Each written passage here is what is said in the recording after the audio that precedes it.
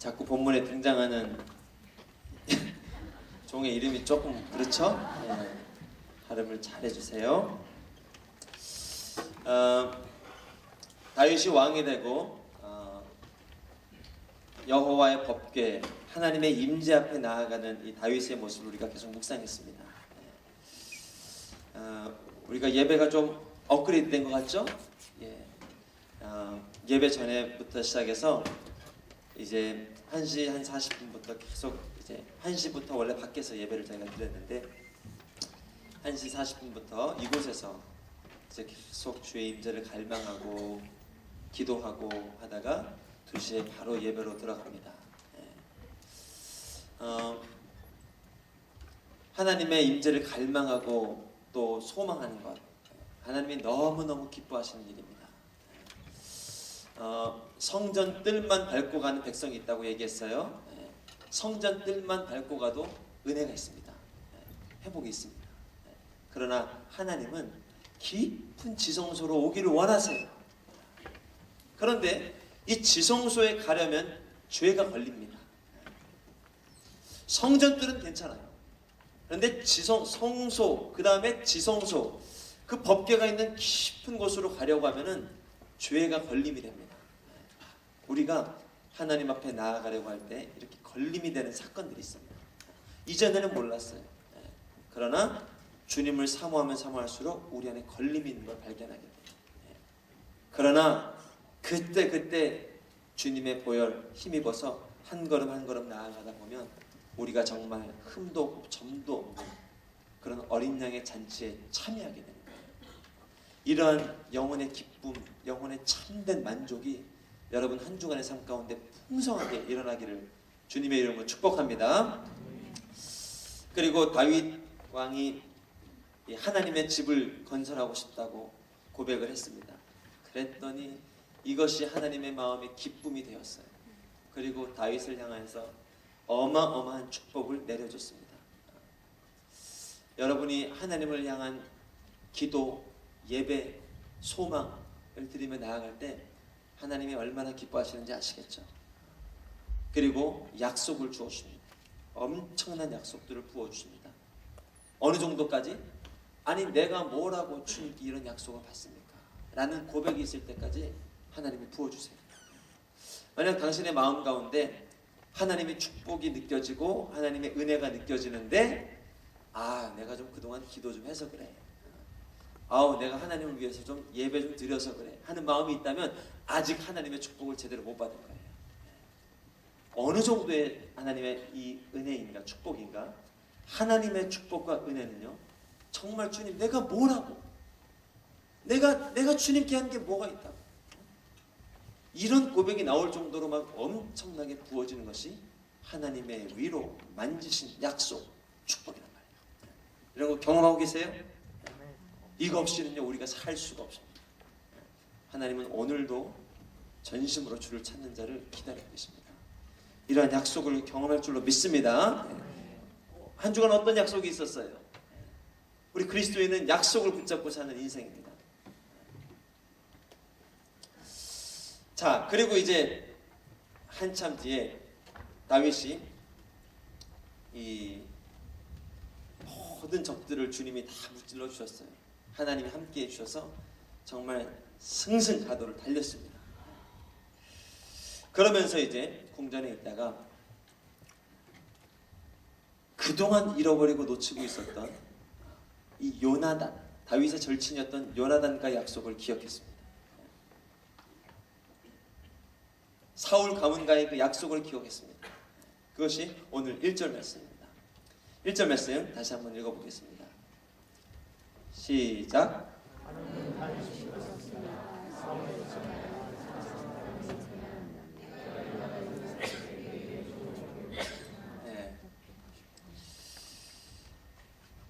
이게 다윗의 마음 가운데 불현듯 떠오른 생각이었습니다.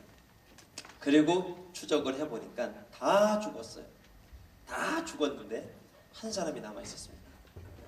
그가 누구인가? 오늘 본문에 등장하는 무비보셋이라는 사람이에요. 이 무비보셋의 인생은요 정말 안타까운 안타까운 인생입니다. 오늘 이 자리에도 무비보셋과 같은 인생이 혹시 있을지 모르겠어요. 자, 무비보셋은 누구인가? 왕의 가문으로 태어났습니다. 사울 왕의 아들 요나단의 아들, 왕자의 아들로 태어났어요. 그것도 대권 후보로 유력한 요나단 왕의 아들로 태어났습니다. 멀쩡했어요. 근데 태어난 지 5살 되었을 때 블레셋에게 패하고 하나님이 사울을 버리시고 사울의 가문을 모두 도말하시고 그 소리를 듣고 유모가 무비보셋을 안고 도망가다가 떨어뜨렸단 말이에요. 그래가지고 이 어린 나이의 무비보셋이 다리를 절게 됐습니다.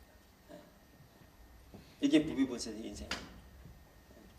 여러분, 왕의 자녀로 태어났습니다. 남부럽지 않은 자녀로 태어났어요. 근데 왕자로서의 신분 박탈. 두 번째, 절름발. 이것이 무비보셋의 인생이었습니다. 여러분, 우리 인생하고 굉장히 비슷한 거예요. 저와 여러분은요, 왕의 자녀로 이 땅에 태어났습니다. 아담은 왕의 자녀로 이 땅에 태어났어요. 그러나 죄가 들어오고 어둠이 들어오고 그의 인생이 한순간에 하나님의 자녀에서 죄의 자녀, 죄의 노예가 되어버린 거예요. 죄의 종이 되어버린 거예요. 이게 무비보셋의 인생과 너무너무 비슷해요. 여러분 한번 생각해 보세요. 이 무비보셋이 태어났을 때 집안에 축제가 일어났겠죠. 잔치가 일어났겠죠. 그리고 또 당시 귀히 여기는 아들이었어요. 그의 탄생을 얼마나 기뻐했을까요? 얼마나 좋아했을까요? 여러분 믿어지지 않겠지만 여러분이 어머니 뱃속에서 10개월을 잉태되어 있습니다. 부모님이 막 신기해하고 주변에서도 어머니에게 물어봅니다. 어떻게 잘 입덧 안 하고 잘하고 있습니까? 내가 신기해요. 여러분 한 사람이 여기 안에서 막 뛰고 있어요. 잘하고 있어요. 좀 느껴져요. 막 요동하는 것 같아요. 그리고 10개월이 되었을 때 이 땅에 출산하게 되었습니다. 나오게 되었습니다. 부모의 기쁨이었습니다. 주변 친척들의 기쁨이었습니다. 즐거움이었습니다. 얼마나 행복했겠습니까? 아주 잔치가 벌어졌겠죠. 혹시 만약에 이제 이 설교를 준비하다 혹시 그렇지 않은 분들도 있을 수 있어요. 어려운 가정 가운데 또 이 힘든 유년 시절을 보냈던 분들을 그렇지 않을 수도. 그러나 기억해야 됩니다. 하늘에서는 축제가 일어났습니다. 심지어 마국간에 태어난 아기 예수를 보면서도 하늘의 영광이요 땅에는 평화로다. 축제가, 천사들의 축제가 일어났잖아요. 여러분 한 사람 한 사람의 탄생을 통해서 축제가 일어났단 말이에요.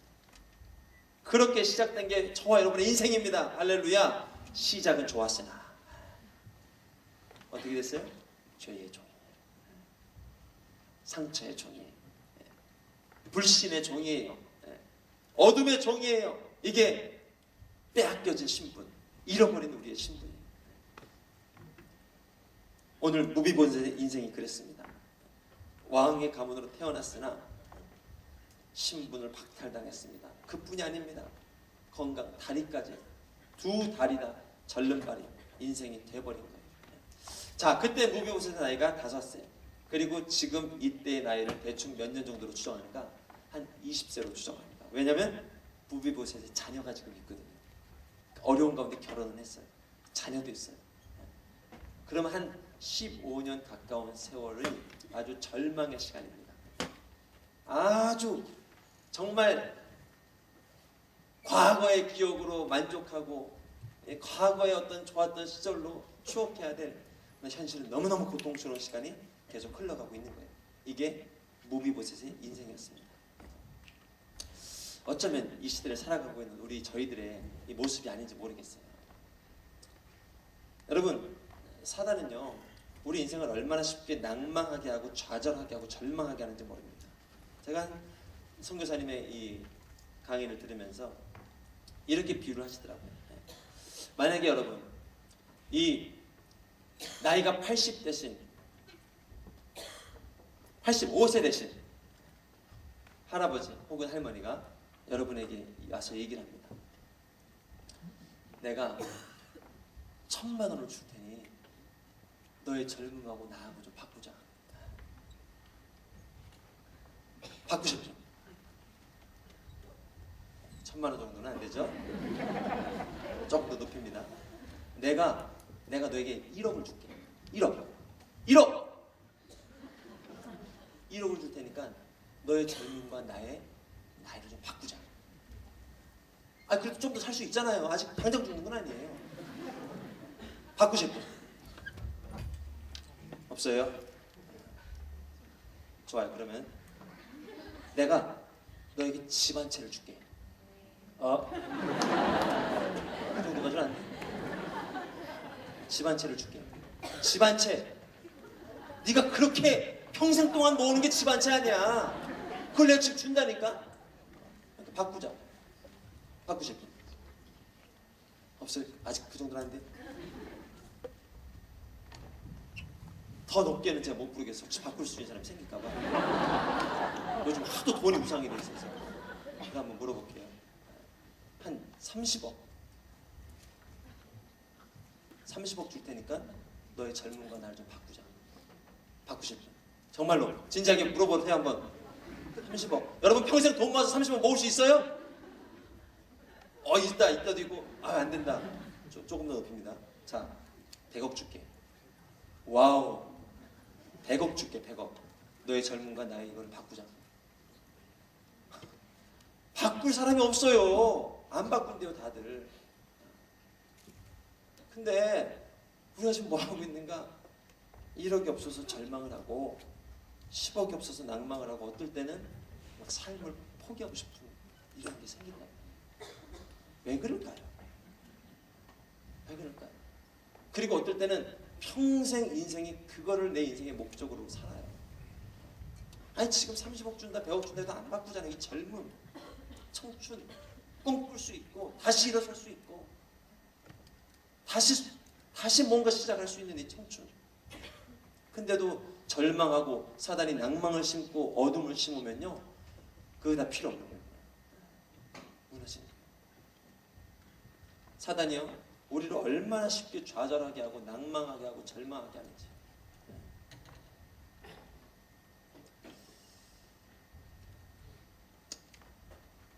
근데 무비보셋의 인생이라면 동의가 돼요. 절망할 수 있겠구나, 낭망할 수 있겠구나, 죽을 수도 있겠구나 생각이 된단 말이에요. 그는 가문을, 신분을 박탈당했어요. 완전히 박탈당했어요. 그리고 건강을 잃었어요. 절름발이. 거기서 그 인생이 끝이지 않습니다. 사단은요 그의 인생을 더 그의 인생을 어둡고 외롭고 쓸쓸하게 몰아갑니다. 또 한 가지 절망이 뭐였는가? 간교한 종이 있었습니다. 바로 오늘 본문에 나오는 시바라는 종이에요. 시바. 이름부터가 벌써 간교해 보이잖아요. 시바라는 종. 자, 오늘 본문에는요 이 내용이 명확히 표현되어 있지는 않습니다.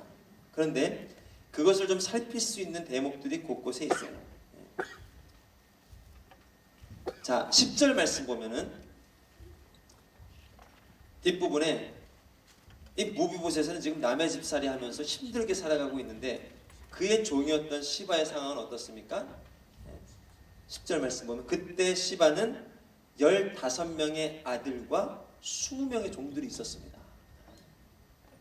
그러니까 왕년에 자기의 주인이었던 이 무비보셋은 그렇게 힘들게 살아가고 있는데 이 종은 어떻게 된 것인지 15명의 아들이 있었고 20명의 종들이 있었습니다. 이것만으로는 부족하죠. 시바를 나쁜 사람으로 몰아가기가. 근데 나중에 보면요 다윗이 아들 압살롬의 공격을 받고 피신을 갈 때 이 시바가 다윗 왕에게 와서 무비보셋을 음해합니다. 이 무비보셋이 다윗 왕을 배신했습니다 라고 자기의 주인 이 무비보셋을 음해해요. 아주 간교하고 아주 교활한 종입니다. 어찌 보면 지금 무비보셋과 시바의 사이에서는 이 주종 관계가 바뀌어 있는지도 모르겠어요. 무비보셋은 시바의 눈치를 봐야 되는 상황. 그리고 시바는 이 예전 왕 아들이었던 이 신분을 이용해서 어느 정도의 부와 지위를 누리고 있는 상황입니다. 그러니 여러분, 무비보셋의 인생은 얼마나 외롭고 얼마나 유린당한 인생입니까? 근데 바로 성경은 이런 인생이 우리 인생이라고 얘기를 해요. 사단에게 유린당한 인생, 어둠에게 유린당한 인생. 이 청춘을 가지고 무엇이든 꿈꿀 수 있고 무엇이든 소망할 수 있는데 사단은 우리로 절망케 하고 낭망케 하고 좌절케 하고, 아프니까 청춘이라는 세상 얘기도 있잖아요. 살아있으니까 그런 것도 경험하잖아요. 근데 사단은요, 절망하게 하고 낭망하게 합니다. 얼마나 그 인생을 피폐하게 만드는지요. 그게 바로 오늘 본문에 나와 있는 무비보셋의 인생이었습니다. 또한 여기서 끝나지 않습니다. 한 가지 더 있습니다. 지금 무비보셋은 숨어 살아야 되는 상황입니다. 왜냐? 요나단과 다윗이 아무리 친했다 한들 이미 자기 아버지 요나단은 죽었고 사울 가문은 다윗 가문의 내적이 된 상태였고, 이 상황에서 정말 이 어찌할 바 모르는, 내가 살아있다는 것을 다윗이 알게 되면 내 인생이 어찌 될지 모르는 그런 두려움 가운데 숨어 살아야 되는 인생, 밖으로 나올 수 없는 인생, 그게 바로 이 무비보셋의 인생이었어요.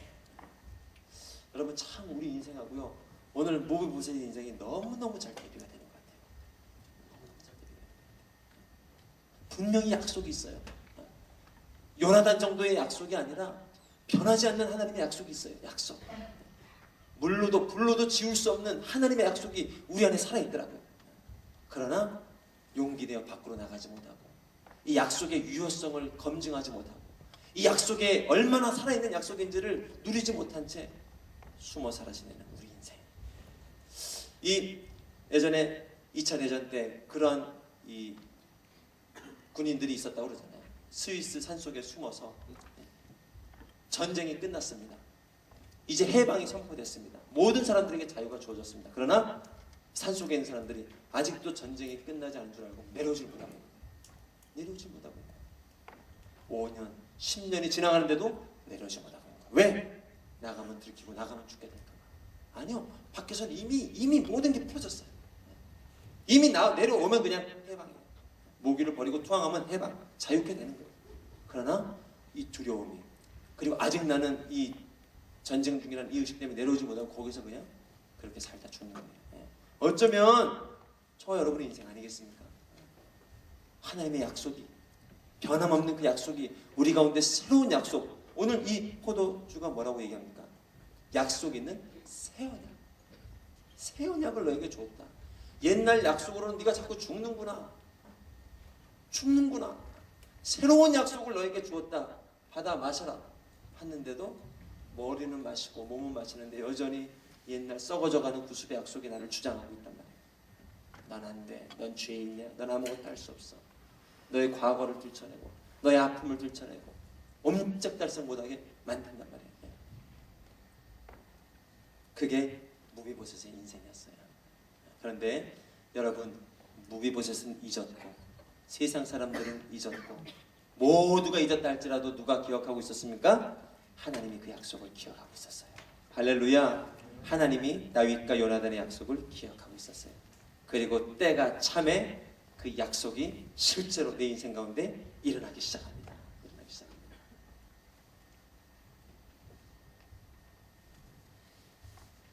6절 말씀, 7절 말씀 같이 한번 읽어보도록 하겠습니다. 사울의 손자이며 요나단의 아들인 무비보셋이 다윗에게 와서 엎드려 절했습니다. 다윗이 말했습니다. 무비보셋아. 그가 대답했습니다. 왕의 종입니다. 다윗이 그에게 말했습니다. 두려워하지 말라. 내가 너의 아버지 요나단을 생각해 내게 은총을 베풀고 네 할아버지 사울에게 속했던 모든 땅을 너에게 돌려줄 것이다. 그리고 너는 항상 내 식탁, 왕의 식탁에서 먹게 될 것이다. 무비보셋은 절을 하며 말했습니다. 이 종이 무엇이라고 죽은 개나 다름없는 저를 그렇게 생각해 주십니까? 그렇게 헤아려 주십니까? 그렇게 위로해 주십니까? 이게 무비보셋이 경험하고 있는 인생이었어요. 이 무비보셋이 모든 걸 다 잃었습니다. 정말 그가 가지고 있는 건 아무것도 없어요. 그가 붙잡을 수 있는 소망 아무것도 없어요. 아무것도 없어요. 그런데 한 가지 그가 그 인생에 주목할 점이 있었습니다. 그게 뭡니까? 요나단의 아들이었다는 거예요. 요나단의 아들이었다는 거예요. 그 인생에 내세울 건 아무것도 없었어요. 그러나 요나단의 아들이었다. 이 사실 하나가 그에게 살아있는 소망이었어요. 그는 모르고 있었어요. 그리고 결국에 이 왕의 잔치에 초대가 됩니다. 평생 삶을 통해서 왕과 함께 이걸 누리고 이걸 먹고 마시면서 왕의 자녀로서 살아갈 수 있는 신분을 취득하게 됩니다. 어디 그뿐입니까? 사울에게 속해 있던 모든 재산권을 다시 그에게 주십니다. 요백에 있던 모든 재산을 그에게 다시 돌려줬던 것처럼 여러분에게 원래 있었던 하나님의 꿈과 비전을 모두 다 여러분에게 돌려주시는 것처럼 어둠이 있던 가져가고 상처가 가져가고 불신이 가져갔던 모든 여러분의 하나님의 재산들을 다시 돌려주는 거예요. 다시 회복시켜 주는 거예요. 그리고 그 종을 부릅니다. 너는 앞으로 이 무비보셋을 잘 섬겨라. 내가 모든 재산을 이에게 줄 거니까 너와 너의 종, 너의 자녀들은 모두 다 이를 섬겨라. 순간에 나를 괴롭힐 수 있고 나의 대적이 될 수 있었던 그 시바가 이제는 나를 섬기는, 정말 원수의 목전에서 내게 상을 베푸시는 그 하나님을 이 무비보셋이 경험하고 있는 거예요. 참 우리 인생과 너무너무 흡사하죠. 예수 그리스도를 통해서 새롭게 주어진 인생입니다. 여러분 한 분 한 분은 정말 하나님께서 핏값으로 사신 인생입니다. 여러분 한 분 한 분은요, 하나님이 가장 비싼 값을 치르고 지불하셨어요. 대신 지불하셨어요. 구속하셨어요. 주님이 사셨어요. 이제는 여러분이 죄의 노예가 아니라 하나님의 노예, 하나님의 것이 됐어요. 왜? 하나님이 값을 치르고 사셨기 때문에 이제 주님 것이에요. 나는 내 것도 아니에요. 나는 이제 다시 주님 것이 됐어요. 우리 인생과 얼마나 흡사한지. 하나님께서는요, 오래된 약속도 우리 인생 가운데 기억하고 계시는 줄 믿으시기 바랍니다. 사람은 잊을 수 있습니다. 실패는 여러분 잊게 할 수 있어요. 해도 안 되는 여러분의 열심, 여러분의 열정은 잊게 할 수 있어요. 그러나 하나님의 약속은 그분이 만드신, 그분이 여러분에게 주신, 그분이 여러분에게 약속하신 약속은 세월이 지나고 아무리 시간이 지나도 하나님은 기억하고 계시는 거예요. 이스라엘 백성을 향한 주님의 구원의 약속도 기억하고 계셨어요. 다윗을 향한 주님의 약속도 하나님은 기억하고 계셨어요. 그리고 이 땅을 향한 주님의 약속도 주님은 기억하고 계셨어요. 그래서 우리 인생 가운데 새로운 소망이 일어나게 되는 것이죠. 그리고 이 일을 통해서 왕의 자녀로서의 신분을 회복시켜 주십니다. 한 사람 한 사람이 그냥 그렇게 보일지 모르지만 여러분 왕자, 공주입니다. 하나님의 핏값으로 사셨어요. 우리의 신분을 회복시켜 주셨어요. 이게 머리로 아는 거하고 삶으로 아는 거하고 좀 시간이 걸리나 봐요. 이 입양을 하신 한 부모님의 간증을 들어보니까 자기 친자식이 있고 입양한 자식이 있는데 이 입양한 자녀가 계속 눈치를 보는다는 거예요. 한 초등학교 때 입양이 돼서 그런지 계속 눈치를 본다는 거예요. 분명히 자녀가 법적으로 자녀가 됐어요. 근데도 자꾸 눈치를 봐요. 어쩔 때 좀 시험 앞두고 TV를 보는데 야, 너무 TV 본다? 너 자만 나오면 탁 끄고 들어가는 거예요. 왜 두려우니까. 쫓겨나면 안 되니까. 너 좀 요즘 거짓말 좀 하는 것 같다? 거자만 나오면은 막 죄송해요 잘못했어요 막 이러는 거예요. 부모가 보기 안타까운 거예요. 이제는 무슨 말을 못 하겠는 거예요. 친자녀하고도 막 자꾸 싸움이 생기는데 얘는 맨날 지는 거예요. 힘도 세고 나이도 많은데도 지는 거예요. 왜? 얘기는 진짜 자녀라고 그러고 얘는 가짜 자녀라고 그러는 거예요. TV 리모컨을 가지고 싸워도 맨날 이 자녀를 뺏기는 거예요. 왜? 진짜 자녀, 나는 가짜 자녀. 양자니까. 근데 어느 순간 이제 부모님이 한번 그런 일을 했다는 거예요. 리모컨을 가지고 싸우는데 막 가짜 자녀가 놀리니까 이 친자녀한테 한번 혼을 낸 거예요. 너 앞으로 내 아들 누구에게 너 다시는 그런 얘기하지 말라고. 그리고 이 자녀 편을 딱 들어준 거예요. 여기서 이제 약간 패닉이 온 거예요, 이 자녀가. 당연히 이 편을 들어줘야 되는데 내 편을 들어준 거예요. 그런 일이 반복되면서 이제 점점 내가 이 집의 자녀구나 막 이게 생기기 시작하는 거예요. 자존감이 막 올라가는 거예요. 여러분 이 경험이 있어야 이게 회복이 됩니다. 머리로만은 안 돼요. 여러분 삶 가운데 하나님은요 구체적으로 간섭하게 알게 해주기를 원하세요. 이걸 경험하다 보니까 이제 힘이 생기는 거예요. 이제 신약까지 지나니까 리모컨을 가지고 막 싸움을 합니다. 막 가짜자녀 놀려도 막 아니 내 친자녀인데 뭐 하면서 막 내일 시험이라서 막 시험 TV 보고 있어서 들어가라고 하지는 안 들어갑니다. 왜? 부모님이 쫓아내지 않을 걸 알아요. 안 들어가는 거 혼내고 싶으면서도 부모 마음은 너무 기쁜 거예요. 얘가 이제 당당한 내 자녀라는 정체성이 생겼구나. 여러분, 저와 여러분은요 하나님의 자녀예요. 하나님의 자녀예요. 아무리 죄가 실패가 어둠이 뭐라고 얘기해도 우리는 부인할 수 없어요. 하나님의 자녀예요. 제가 이번에 영성 수련회 가서 이 자연과 산을 묵상하면서 참 오랜만에 자연과 교감을 하고 참 올해는요 유독 제가 이 단풍이 이렇게 지는 걸로 굉장히 마음 아파하고 정말 그런 게 있어요. 하루하루가 갈수록 이 떨어지는 낙엽을 보면서 정말 이 가을이 가기 전에 뭘 특별히 하고 싶은 건 없어요. 근데 아쉽고 아련하고 뭐 이래요. 가정생활도 전혀 문제 없는데. 그리고 그 남한산성에서 떨어진 낙엽을 보면서 참 이 생각이 들었어요. 참 신기하다. 나무가 날씨가 추워지고 잎들이 다 떨어지고 그리고 황량한 나무가 되는구나. 정말 죽은 나무처럼 되는구나. 그런데요 너무너무 희한합니다. 이 죽어있는 나무가 봄이 되고 따뜻한 바람이 불기 시작하면 순이 돋아납니다. 그리고 다시 이파리가 핍니다. 파랗게 핍니다. 아주 무성하게 핍니다. 그러면서 옆에 떨어져 있는 가지들을 봤어요. 이 가지도 죽은 가지처럼 있어요. 근데 이 가지는 봄이 와도 바람이 불어도 다시 펴요? 안 펴요? 안 펴요.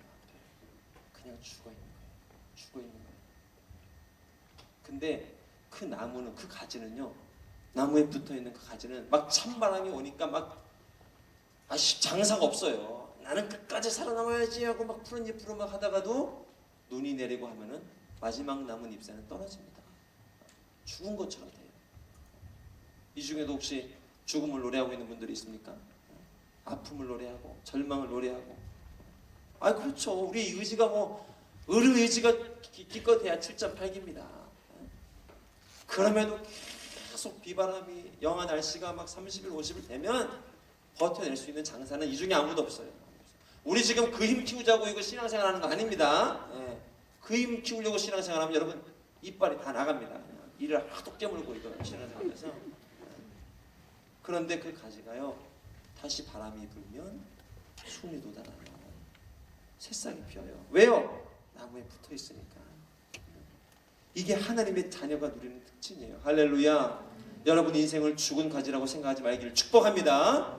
더 이상 죄의 노예라고 알지 않기를 축복합니다. 바람이 불고 비록 여러분의 열매가 떨어진다 하더라도 다시 하나님의 바람이 불면, 말씀의 바람이 불면, 영혼의 바람이 불면 새 일을 행하시고 새 노래를 부르시고 새 날을 꿈꾸게 하시는 거예요. 이렇게 회복된 것이 바로 무비보셋의 인생이었어요. 우리 그 말씀 다시 한번 읽어보도록 하겠습니다. 7절 말씀 다시 한번 읽겠습니다. 시작. 다윗이 그에게 말했습니다. 두려워하지 말라.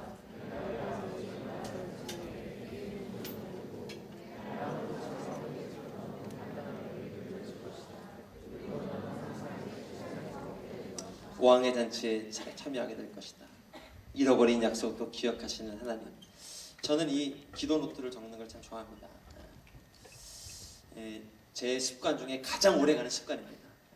큐티 막 이게 영적 일기 한 달 정도 했습니다. 또 뭐 감사 노트 그것도 이제 훈련할 때 가고 그 뒤로는 잘 기도 노트는 계속합니다. 근데 왜 이걸 좋은가? 기도해놓고 대부분 우린 잊어버립니다. 응답이라도 잊어버려요. 심지어 기도 한 줄도 몰라요. 그렇게 오랫동안 대학 다닐 때 전도 기도해놓고선 한 예수님 믿었다고 하면 아니 어떻게 믿었대? 아니 당신의 기도가 심겨졌잖아요. 당신의 믿음이 심겨졌잖아요. 응답된 거예요. 그런데 이 기도 제목 노트를 적어놓으면은 시간이 지날 때마다 한 번씩 훑어봅니다. 물론 기도도 합니다. 그리고 지나간 일들을 봅니다. 그러면은 하나님의 응답해 주신 추적들이 보입니다. 나는 잊고 있어요. 나는 약속도 있고 하나님께 내가 올려드린 기도도 잊고 있다고요. 근데 하나님은 그걸 잊지 않아요. 심지어 우리의 눈물 한 방울까지 병에 담아놓고 보관하고 계세요. 그리고 때가 참에 이루시는 분이란 말이에요. 그러니 재미있어요. 쓸수록 하나님 행하시는 일들이 보여요. 감사가 보여요. 아 이거 주님이 이거 하셨구나. 주님이 보여주셨구나. 주님이 알게 하셨구나. 이것들이 깨달아지는 거예요. 오늘 무비보셋의 약속을 보세요. 다윗과 요나단의 약속. 잊어도 그만, 안 잊어도 그만인 약속입니다. 그러나 하나님이 때가 되시니까 다 기억나게 해주시잖아요. 그리고 그 약속을 발효시켜 주시잖아요. 생각지도 못한 약속을 기억하게 해주잖아요. 더 중요한 건 무비보셋 본인이 했던 약속이 아니에요. 그와 무관한 인생 가운데 펼쳐진 약속이란 말이에요. 십자가의 약속은요, 당신의 헌신과 당신의 결정을 두고 하나님이 주신 약속이 아니란 말이에요. 주님, 내가 주님께 헌신하겠습니다. 오늘부터 주일 예배 드리겠습니다. 오늘 이 순간부터 십자가의 약속을 내게 허락해 주시옵소서. 오케이, 너를 위해 예수님 십자가에 못 박혀 죽으시겠다 한 게 아니란 말이에요. 당신이 돌아올지도 않을지도 몰라요. 당신이 예수 믿을지 안 믿을지 몰라요. 우리가 아직 죄인 되었을 때 아버지께서 그 아들을 보내주심으로 하나님의 약속이 회복이 된단 말이에요. 믿음의 눈을 열면 그 약속이 보이는 거란 말이에요. 오늘 무비보셋에 있는 약속의 회복이 바로 그런 약속이란 말이에요. 오래된 약속을 기억하시고 회복하셨다. 그리고 자녀로서의 신분을 회복시켜주셨다. 마지막, 요나단이 죽는 순간 사실 약속은 정지된 겁니다. 예수님이 죽는 순간 모든 우리의 약속은 끝난 거예요. 그러나 우리의 생각이 끝났다고 생각하는 그 죽음의 그 계곡을 통과하면서 하나님의 역사가 일어나기 시작하잖아요. 하나님의 역사가 일어나기 시작하잖아요. 여러분, 세례식이 뭡니까?